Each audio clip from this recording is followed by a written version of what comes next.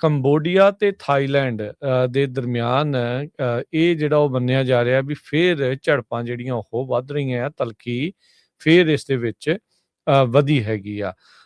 ਹੁਣ ਇਹ ਰਿਪੋਰਟਸ ਜਿਹੜੀਆਂ ਉਹ ਸਾਹਮਣੇ ਆਈਆਂ ਹਰਜੋਤ ਸਿੰਘ ਜੀ, ਵੀ ਥਾਈਲੈਂਡ ਨੇ ਕੰਬੋਡੀਆ ਦੇ ਕੁਝ ਪ੍ਰੋਜੈਕਟਸ ਦੇ ਉੱਤੇ ਬੰਬਾਰਡਮੈਂਟ ਜਿਹੜੀ ਆ ਉਹ ਕਰ ਦਿੱਤੀ ਹੈਗੀ ਆ। ਸੋ ਥਾਈਲੈਂਡ ਇਸ ਤਰੀਕੇ ਦੇ ਨਾਲ ਅੱਗੇ ਜਿਹੜਾ ਆ ਉਹ ਹਮਲਾ ਕਰ ਰਿਹਾ ਆ।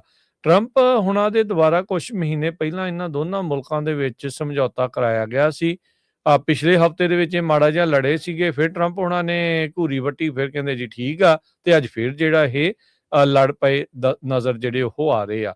ਕਹਿੰਦੇ ਵੀ ਇਸ ਮਹੀਨੇ ਦੇ ਵਿੱਚ ਇਹਨਾਂ ਦੋਨਾਂ ਮੁਲਕਾਂ ਦੀ ਲੜਾਈ ਦੇ ਕਰਕੇ ਹੁਣ ਤੱਕ 21 ਜਾਣਿਆਂ ਦੀ ਮੌਤ ਥਾਈਲੈਂਡ 'ਚ ਤੇ 17 ਜਾਣਿਆਂ ਦੀ ਮੌਤ ਕੰਬੋਡੀਆ ਦੇ ਵਿੱਚ ਹੋ ਚੁੱਕੀ ਆ, ਤੇ 8 ਲੱਖ ਲੋਕ ਘਰੋਂ ਬੇਘਰ ਹੋ ਗਏ ਨੇ। ਉਹਨਾਂ ਨੂੰ ਵੱਖ-ਵੱਖ ਥਾਵਾਂ ਦੇ ਉੱਤੇ ਜਾਣਾ ਪਿਆ ਹੈਗਾ ਆ।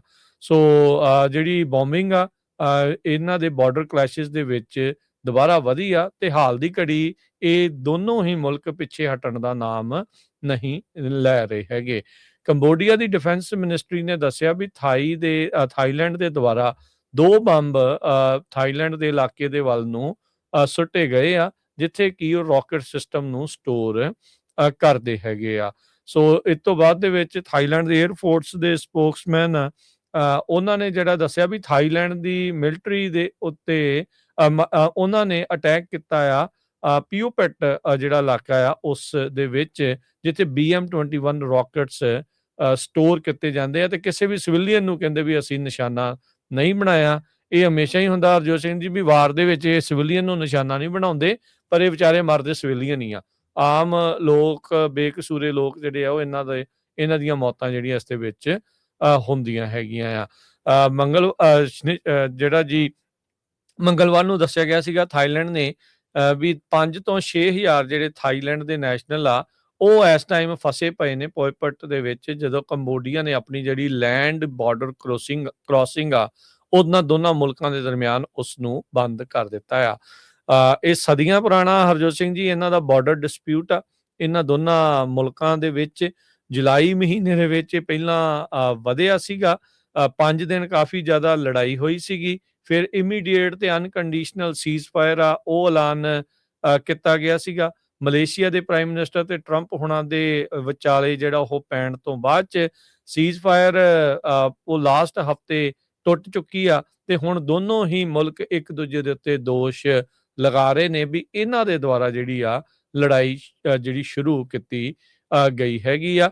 ਸੋ ਕੰਬੋਡੀਆ ਨੇ ਥਾਈਲੈਂਡ ਦੇ ਉੱਤੇ ਨਿਸ਼ਾਨਾ ਜਿਹੜਾ ਇਸ ਪਾਸਿਓਂ ਜਿਹੜਾ ਉਹ ਸਾਧਿਆ, ਤੇ ਇਸੇ ਤਰੀਕੇ ਦੇ ਨਾਲ ਜਿਹੜੇ ਥਾਈਲੈਂਡ ਵਾਲੇ ਆ ਉਹ ਕੰਬੋਡੀਆ ਦੇ ਉੱਤੇ ਜਿਹੜਾ ਉਹ ਦੋਸ਼ ਲਾ ਰਹੇ ਆ। ਪਰ ਹਾਲ ਦੀ ਘੜੀ ਲੜਾਈ ਇਹਨਾਂ ਦੋਨਾਂ ਮੁਲਕਾਂ ਦੇ ਵਿੱਚ ਇੱਕ ਵਾਰੀ ਫੇਰ ਤੇਜ਼ ਹੋ ਰਹੀ ਹੈ। ਇੱਕ ਖਬਰ ਆਪਾਂ ਯੂਰਪੀਅਨ ਯੂਨੀਅਨ ਤੇ ਯੂਕਰੇਨ ਦੀ ਕਰਕੇ ਫਿਰ ਬ੍ਰੇਕ ਲੈ ਕੇ ਇਮੀਗ੍ਰੇਸ਼ਨ ਦੀਆਂ ਖਬਰਾਂ ਕਰਾਂਗੇ। ਯੂਰਪੀਅਨ ਯੂਨੀਅਨ ਨੇ ਅੱਜ $105 ਬਿਲੀਅਨ ਦਾ ਜਿਹੜਾ ਲੋਨ ਆ ਉਹ ਯੂਕਰੇਨ ਨੂੰ ਦੇਣ ਦਾ ਵਾਅਦਾ ਕੀਤਾ ਹੈਗਾ ਵਿਦਆਊਟ ਰਸ਼ੀਅਨ ਐਸੈਟਸ, ਕਿਉਂਕਿ ਬਲੌਕ ਡਿਵਾਈਡਡ ਆ ਵੀ ਕਿੱਦਾਂ ਰਸ਼ੀਆ ਨੂੰ ਕਨਫਰੰਟ ਕੀਤਾ ਜਾਵੇ। ਯੂਰਪੀਅਨ ਯੂਨੀਅਨ ਨੇ ਇਹ ਕਿਹਾ ਆ ਵੀ ਅਸੀਂ ਇਹ ਜਿਹੜਾ ਮਨੀ ਆ ਉਹਨਾਂ ਨੂੰ ਦੇ ਰਹੇ ਹੈਗੇ ਆ ਤਾਂ ਕਿ ਉਹ ਰਸ਼ੀਆ ਦੇ ਨਾਲ ਫਾਈਟ ਕਰ ਸਕਣ, ਤਾਂ ਕਿ ਜਿਹੜੀ ਫਾਈਟ ਚੱਲਦੀ ਰਹੇ। ਪਰ ਪਿਛਲੇ ਸਮੇਂ ਦੇ ਵਿੱਚ ਜੋ ਨੈਗੋਸ਼ੀਏਸ਼ਨਸ ਚੱਲ ਰਹੀਆਂ ਹੈਗੀਆਂ ਉਹਦੇ ਵਿੱਚ ਪ੍ਰੈਜ਼ੀਡੈਂਟ ਟਰੰਪ ਹੋਣਾ ਨੇ ਜਾਂ ਇਹਨਾਂ ਦੇ ਐਡਮਿਨਿਸਟ੍ਰੇਸ਼ਨ ਨੇ ਸਪੈਸ਼ਲੀ ਯੂਰਪ ਵਾਲਿਆਂ ਨੂੰ ਤਾਂ ਸਾਈਡ ਲਾਈਨ ਹੀ ਰੱਖਿਆ ਸੀ। ਸਿੱਧੀ ਜਿਹੜੀ ਗੱਲਬਾਤ ਆ ਉਹ ਅਮਰੀਕਾ ਦੀ ਤੇ ਰਸ਼ੀਆ ਦੀ ਤੇ ਜਾਂ ਯੂਕਰੇਨ ਦੀ ਹੋ ਰਹੀ ਹੈਗੀ ਆ। ਪਰ ਯੂਰਪ ਦੇ ਉੱਤੇ ਵੀ ਕਾਫੀ ਜ਼ਿਆਦਾ ਜਿਹੜਾ ਪ੍ਰੈਸ਼ਰ ਹੈਗਾ। ਪਰ ਅੱਜ ਜਿਸ ਹਿਸਾਬ ਦੇ ਨਾਲ ਉਹਨਾਂ ਨੇ 90 ਬਿਲੀਅਨ ਯੂਰੋ ਜਾਂ $105 ਬਿਲੀਅਨ ਜੋ ਬਣਦੇ ਹੈਗੇ ਆ ਉਹ ਕਮਿਟ ਕੀਤੇ ਹੈਗੇ ਆ ਯੂਕਰੇਨ ਦੇ ਲਈ ਵੀ ਅਸੀਂ ਤੁਹਾਨੂੰ ਇਹ ਪੈਸੇ ਦੇਣ ਜਾ ਰਹੇ ਹੈਗੇ ਆ ਜੀ। ਤੇ ਹਰਜੋਤ ਸਿੰਘ ਜੀ ਆਪਾਂ ਇੱਕ ਹੁਣ ਬ੍ਰੇਕ ਲੈਂਦੇ ਹਾਂ, ਤੇ ਬ੍ਰੇਕ ਤੋਂ ਬਾਅਦ ਫਿਰ ਮੁੜਦੇ ਹਾਂ ਵਾਪਸ ਤੇ